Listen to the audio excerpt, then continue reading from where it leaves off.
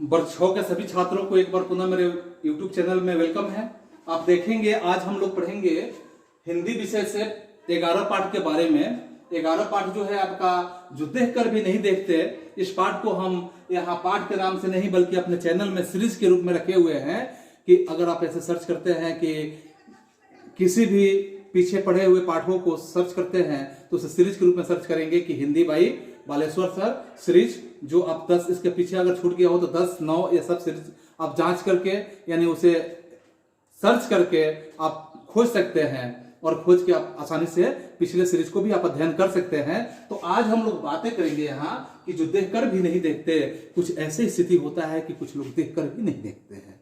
देखकर नहीं देखने का यहाँ क्या तात्पर्य है, किस सेंस में यहाँ पे जो हेलन केलर के द्वारा लिखा गया यह बात है। इस पाठ को लिखे हैं हेलन केलर ने। वे आखिर में इस पाठ के माध्यम से हम सभी छात्रों के बीच में किस तरह के संदेश को देना चाहते हैं, क्या स्पष्ट करना चाहते हैं कि देखकर भी नहीं देखते।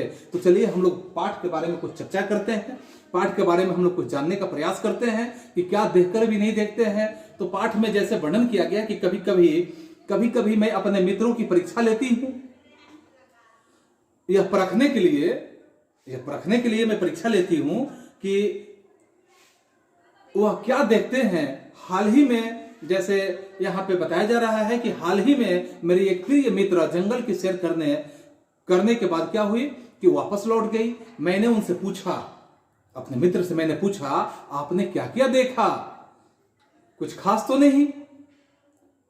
उनका जवाब निकला, कुछ खास तो नहीं। मुझे बहुत अचरज नहीं हुआ क्योंकि मैं अब उस तरह के उत्तरों की आदि एक तरह से मैं हो चुकी थी। यहां लेखिका का कहना है कि ऐसे प्रश्न का उत्तर सुन सुन के हम इस तरह के एक स्वभाव में बना लिए थे कि ऐसा ही उत्तर मिलने वाला भी है।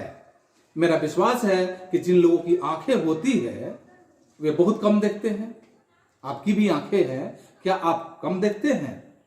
तो देखिए कैसे आपके आंखों को कम देखने की बात कही जा सकती है। इस कहानी को देखने के बाद आप समझ सकते हैं कि बहुत ऐसा स्थिति होता है, बहुत ऐसी बातें होती है जो आप देखकर भी नहीं देखते हैं। यानी कैसे देखकर नहीं देखते हैं? क्या यह संभव है कि भला कोई जंगल में घंटों भर घूमे और फिर भी कुछ उसे विशेष दिखाई न दे? क्या ऐसा संभव लग रहा है आपको? मुझे जिसे कुछ भी दिखाई नहीं देता, सैकड़ों रोचक चीजें जरूर मिलती है जिन्हें मैं छूकर पहचान लेती हूं। मैं भोजपत्र के पेड़ की चिकनी छाल और चीड़ की खुरदरी छाल को स्पर्श से पहचान लेती हूं। लेखिका का कहना है यहाँ, बसंत के दौरान मैं टहनियों में नई जो टहनियां होती है, टहनियों में नई कलियां खोजती हूं। मुझे फूलों की पाखुड़ियों की मखमली सतह चूने और उनकी जो घुमावदार बनावट जो होता है महसूस करने में अपार ही आनंद मिलता है। लेखिका ये सारी बातों को बता रही है कि ऐसे चीजों को देखने में मुझे बहुत ही खुशियां मिलती है, बहुत ही आनंद मिलता है। इस दौरान मुझे प्रकृति के जो जादू होते हैं, प्रकृति के जादू के रूप में यानी जादू का कुछ एहसास होता है। कभी जब मैं खुशनसीब होती हूँ, लेखिका ये कह रही है कि कभी मैं खुशनसीब होती हूँ तो टहनी पर हाथ रखते ही, जब टहनी यानी डाली पे हाथ रखते हैं, किसी चिड़िया के मधुर स्वर कानों में गूंजने लगता है। अपनी उंगलियों के बीच झरने के पानी जो होते हैं, झरनों के पानी को बहते हुए महसूस कर मैं काफी आनंदित हो उठती हूं। आगे लेखिका बता रही है कि मुझे चीड़ की फैली पत्तियों या जो घास होता है, घास का मैदान किसी भी महंगे कालीन से अधिक प्रिय लगते हैं। बदलते हुए मौसम और जो क्षमा होते हैं, क्षमा मेरे जीवन में एक नया रंग और खुशियां भर के चला जाता है। फिर यहाँ लेखिका बता रही है कि कभी कभी मेरा दिल जो होता है, दिल इन चीजों को, जो भी ये चीजें होती है, इन चीजों को देखने के लिए मचल उठता है। अब अगर मुझे इन चीजों को सिर्फ छूने भर से इतनी खुशी मिलती है तो उनकी सुंदरता देखकर तो मेरा मन मुग्ध ही हो जाएगा। अगर ऐसे वस्तुओं को छूने से ही खुशी मिल जाए तो समझिए कि सुंदरता देखने के बाद कितनी खुशी होती है। यहाँ लेखिका करे कि मन जो होगा बिल्कुल मुग्ध ही हो जाएगा। परंतु जिन लोगों की आंखें हैं वे सचमुच बहुत कम देखते हैं क्योंकि लेखिका की आंखें नहीं है। यहाँ जो लेखिका का नाम यहाँ बताया गया हेलन केलर, तो जिनकी आंखें हैं वे सचमुच में बहुत कम देखते हैं। इस दुनिया में के अलग अलग सुंदर रंग की बात करें कि अंदर अलग अलग सुंदर रंग जो है उसकी संवेदना को नहीं छूते। मनुष्य अपनी क्षमताओं को कभी कदर नहीं करता, वह हमेशा उस चीजों की आस लगाए रहता है जो उसके पास नहीं है। जो है उसका तो कदर ही नहीं करता है। जैसे आप उम्मीद कर सकते हैं कि जिसकी आंखें हैं वो आंखों की कदर कहां करता है। जिसके शरीर में जैसे फेफड़े हैं, फेफड़े की कदर कहां करता है। हृदय है, इसका कदर कहां करता है।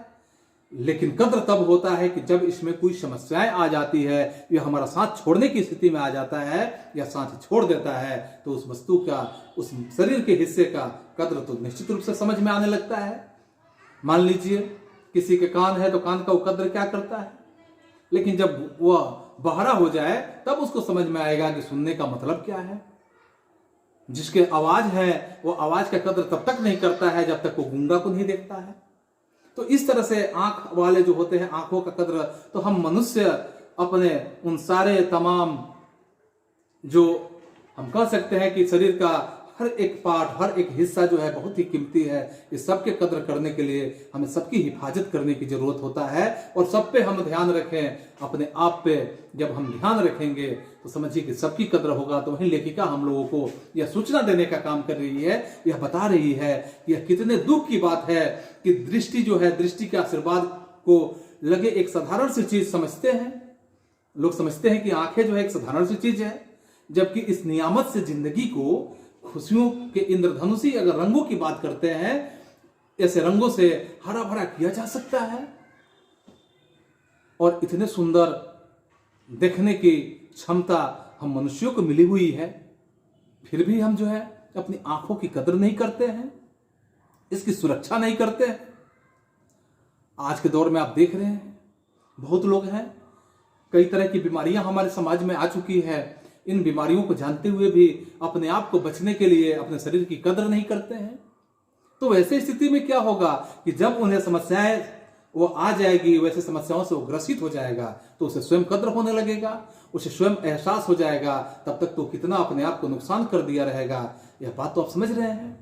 तो इस तरह से लेखिका हम लोग के बीच में यह बात बताने का प्रयास कर रही है कि हमें कद्र करने की जरूरत है। यानी जो हम देखते हैं और देखकर भी हम देखा कर देते हैं, यानी नहीं देखने का हम एक तरह का दिखावा करते हैं, यह हमारे अंदर नहीं होना चाहिए। तो बच्चों, इस पे आपने बहुत बातों को समझा कि जो हम देख लेते हैं, देख रहे हैं, देखकर अनदेखा करने की कोई जरूरत नहीं है, क्योंकि जिस दिन हम अनदेखा कर देंगे, समझिए कि वह वस्तु भी हमसे और कीमती बन जाएगा। तो इस पे कुछ प्रश्न है, जिस प्रश्न का उत्तर आप बनाएंगे, मैं बोल रहा हूं, आप लिखने के लिए तैयार रहिए। और इस प्रश्न का उत्तर आपको कंप्लीट करके, जैसे आप प्रत्येक दिन व्हाट्सएप पे मेरे भेज रहे हैं, वैसे इसको व्हाट्सएप पर फिर से भेजेंगे।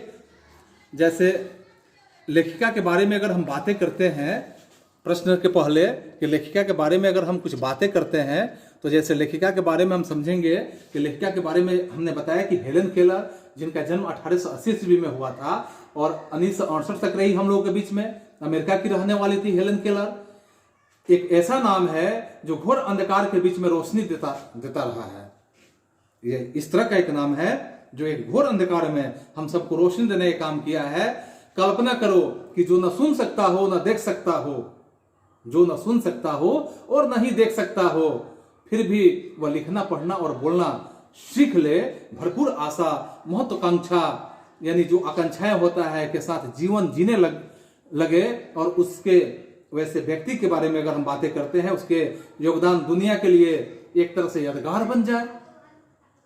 यह उसके पास अंग ही नहीं है, देखने का हिस्सा नहीं है, सुनने का हिस्सा नहीं है, फिर भी वो दुनिया के लिए एक तरह से यादगार बन जाए। समझो कि वो कितने महान आदमी हो सकते हैं, और कितने महान लेखिका के बारे में कहा जा, जितना महानतम कहा जाए उतना कम ही कहा जा सकता है। ऐसी थी हेलन केलर, इस तरह की गुणों वाली थी हेलन केलर। अब हेलन केलर के बारे में आप देखिए कि जब वो 1.5 वर्ष की थी, बचपन की एक गंभीर बीमारी ने क्या किया कि गंभीर बीमारी की वजह से उसकी देखने और सुनने की शक्ति ही चली गई। यानी वह जन्म से ही नहीं थी गूंगी और बहरी, जन्म से ही वह बहरी और अंधी नहीं थी, बल्कि वह 1.5 वर्ष की थी तो एक गंभीर बीमारी के कारण उसका आंख और उसका कान दोनों क्या हुआ, काम नहीं किया ठीक ढंग से। और देखिए कॉलेज के दिनों में ही प्रकाशित अपनी आत्मकथा स्टोरी ऑफ लाइफ उन्होंने लिखा था, मैं वे लिखती है, मुझे तो याद नहीं कि ऐसा कैसे हुआ, लेकिन ऐसा लगता है, उन्होंने आत्मकथा में लिखा था कि मुझे तो याद ही नहीं कि कैसे हुआ, लेकिन मुझे लगता है, जो उनकी अपनी आत्मकथा है, कि रात कभी खत्म क्यों नहीं होती, लेकिन लगता है कि रात कभी खत्म क्यों नहीं होती और सुबह क्यों नहीं आती। दुनिया की सभी भाषाओं में इस किताब के अनुवाद आज की डेट में हो चुके हैं। इसके अलावा भी उनकी 10 पुस्तकें और सैकड़ों लेख प्रकाशित भी हो चुके हैं। उन्होंने दुनिया भर में घूम घूम कर अपने जैसे लोगों के अधिकारों और विश्व शांति के लिए काम भी किया है। अब आप उम्मीद कर सकते हैं हेलन केलर भारत भी आई थी। तो इस तरह से बच्चों आप देख रहे हैं कि जो देख नहीं सकता है, सुन नहीं सकता है, वह हम लोग के लिए यादगार बन सकता है। तो हम लोग तो सब कुछ कर सकते हैं, फिर हम लोग अच्छे क्यों नहीं कर सकते हैं। तो इस पे कुछ प्रश्न है, जिस प्रश्न का उत्तर आप और दिनों की भांति फिर से लिखेंगे और मेरे व्हाट्सएप पर जरूर भेजेंगे। जैसे प्रश्न नंबर 1 में लिखिए कि जिन लोगों के पास आंखें हैं वे सचमुच बहुत कम देखते हैं। हेलन केलर को ऐसा क्यों लगता था? हेलन केलर को ऐसा क्यों लगता था? दूसरा प्रश्न लिखिए, प्रकृति का जादू किसे कहा गया है? प्रकृति का जादू किसे कहा गया है? और प्रश्न नंबर 3 लिखिए कि कुछ खास तो नहीं, हेलन के मित्र ने यह जवाब किस मौके पर दिया और यह सुनकर हेलन को आश्चर्य क्यों नहीं हुआ? हेलन को आश्चर्य क्यों नहीं हुआ? इसके बाद देखेंगे चौथे नंबर प्रश्न में कि हेलन केलर प्रकृति की किन चीजों को छूकर और सुनकर पहचान लेती थी। पाठ के आधार पर इसका उत्तर लिखेंगे आप। और 5वां प्रश्न जो है कि जबकि इस नियामत से जिंदगी की बात है, जिंदगी को खुशियों के इंद्रधनुषी रंगों से हरा भरा किया जा सकता है, तुम्हारी नजर में इसका क्या अर्थ हो सकता है कि इंद्रधनुषी से इसे हरा भरा किया जा सकता है, क्या अर्थ होगा? अब फिर हम निबंध से आगे की कुछ बातें कर रहे हैं कि आज तुमने अपने घर से जब आते हो तो आते हुए बारीकी से क्या क्या देखा और सुना। घर से आते हुए तुमने बारीकी से क्या क्या देखा और क्या क्या सुना। मित्रों के साथ सामूहिक चर्चा करो कि तुमने क्या देखा और क्या सुना। ठीक है। दूसरा प्रश्न इसका हुआ कि कान से न सुन पाने पर आसपास की दुनिया कैसी लगती होगी। अगर कान से नहीं सुना जा सके तो आसपास की दुनिया कैसी लगती होगी, इसकी कल्पना करके इस पे एक टिप्पणी लिखना है। आप टिप्पणी लिखेंगे इस पे। फिर अगला प्रश्न देखिए कि तुम्हें किसी ऐसे व्यक्ति से मिलने का मौका मिले जिसे दिखाई न देता हो, तो तुम उससे सुनकर, सूंघकर, चखकर, छूकर अनुभव की जाने वाली चीजों के संसार के विषय में क्या क्या प्रश्न कर सकते हो, इस बात को लिखना है। और इसके बाद हम अपने जो 5 इंद्रियां हैं, मनुष्य की जो 5 इंद्रियां हैं, 5 इंद्रियां समझ ही रहे हो, जो क्षिति जल गगन पावक समीरा पंच तत्व मिली अधम शरीरा, यह जो आपको बताया जाता है ये 5 इंद्रियां हैं। यह 5 इंद्रियों में जैसे बात किया जाता है कि आंख का इस्तेमाल सबसे ज्यादा हम करते हैं, ऐसी चीजों के एहसास की तालिका बनाओ जो तुम बाकी 4 इंद्रियों से महसूस करते हो, जैसे सुनकर, चखकर, सूंघकर और छूकर। समझ रहे हो, ये 4 इंद्रियां और है, देखकर जो हो ही गया। अब भाषा की बात हम करते हैं कुछ, कि भाषा की बात में देखेंगे कि पाठ से स्पर्श से संबंधित कई शब्द आए हैं। नीचे ऐसे कुछ और शब्द दिए गए हैं, बताओ कि किन चीजों का स्पर्श ऐसा होता है। जैसे चिकना, किसका स्पर्श होता है, पाठ के आधार पर तुम्हें बताना है। चिपचिपा, चिपचिपा समझ रहे हो। मुलायम, खुरदरा, सख्त, भुरभुरा, बात समझ रहे हो। इसके बाद इसका दूसरा खंड है कि अगर मुझे इन चीजों को छूने भर से इतनी खुशी मिलती तो इनकी सुंदरता देखकर तो मेरा मन मुग्ध ही हो जाता। तो ऊपर जो यहाँ पे बातें की गई है कि देखा, यहाँ संज्ञाएं जो खुशी दी गई है और इसके बाद सुंदरता की बात की जा रही है, किसी भाव और किसी भी विशेषता के बारे में बता रही है, ऐसी संज्ञा भावात्मक संज्ञा कहलाती है। या भाववाचक कहलाती है। और गुण और भाव के जैसे अलावा हम बातें करते हैं कि भाववाचक संज्ञाओं का संबंध किसी भी दशा में, किसी भी दशा और किसी कार्य से भी हो सकता है। भाववाचक संज्ञा की पहचान यह है कि जिसे हम देख न सके, छू न सके, बल्कि अपने ज्ञानेंद्रियों द्वारा अनुभव कर सके, उसे हम भाववाचक संज्ञा कहते हैं। तो ऐसे 2 वाक्य बनाने हैं जिसमें भाववाचक संज्ञा हो। ठीक है, तो आज के लिए बस इतना ही। फिर हम लोग अगले क्लास में अगले सीरीज के साथ मिलेंगे। तब तक के लिए बच्चों, थैंक यू, गुड बाय।